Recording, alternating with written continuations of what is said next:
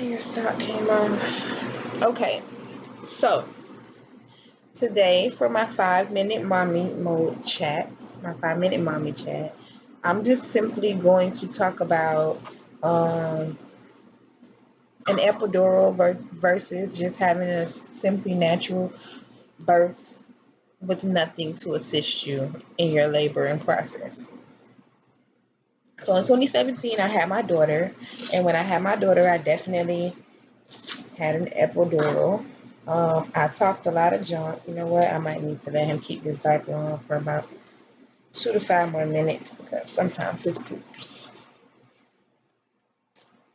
stop. So, um, what was I saying? Oh, I didn't waste too much time. No, I did. So an epidural was what I had with my daughter in 2017.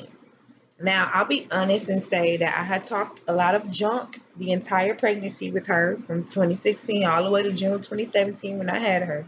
I talked a lot of junk and I said I wouldn't take an epidural for any reason because I wanted to feel the entire experience. Now, if you can't handle it, even though our bodies were made for it, if you totally have prepared yourself to not be able to handle it, then by all means do what I did and take the epidural. I'm not telling you what to do. This is just my opinion.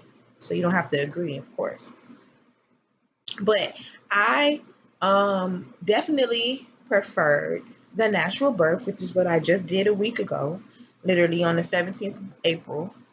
With my son, I did not have an epidural. To be honest, during the entire laboring process, I was not at the hospital. I literally got to the hospital when I was 10 centimeters dilated. Yeah. So I did the entire labor and delivering process. I did 95% of it at home and 5% of it, I say 95% of it at home, 3% of it in the car, and 2% of it at the hospital.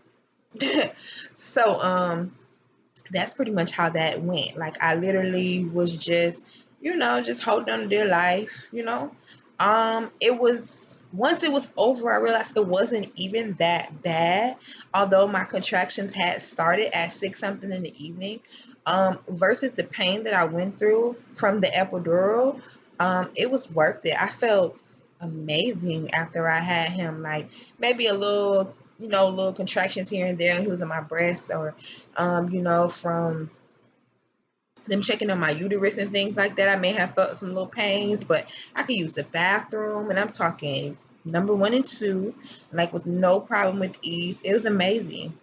After I had the epidural with my daughter, I still couldn't feel my legs. I couldn't feel during the delivery process, which made it hard to push, which will cause you to tear. I teared in places you don't want to know about. And then I was also snipped with scissors because I could not push, because I could not feel, which is what an epidural is going to do. It's going to stop you from feeling, which is going to stop you from putting your best foot forward in the process. Especially, it's already a hard enough process. So imagine doing it and not being able to feel.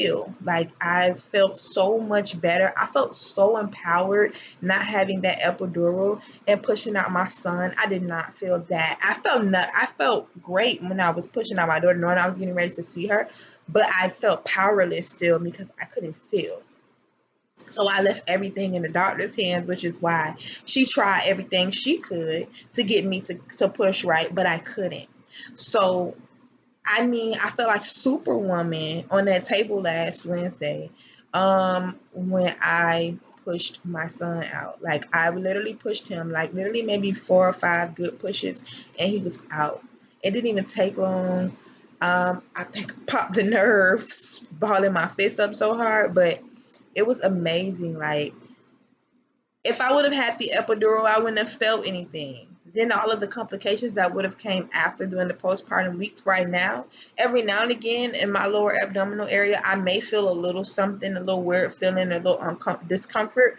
But for the most part, I feel good. Like I have to tell myself to sit down because I'm still, of course, bleeding and things like that from just having a baby a week ago. So I have to tell myself to sit down. But I feel that good because it's such a big difference from when I had my daughter. So I feel like epidurals, no go. You're made for this, mommy. You don't need it. That pain is going to kick your ass. but it's worth it, and it feels so much better to push your child out without that epidural than with it. And it was not that bad. If I could do it exactly without the epidural all over again, I would.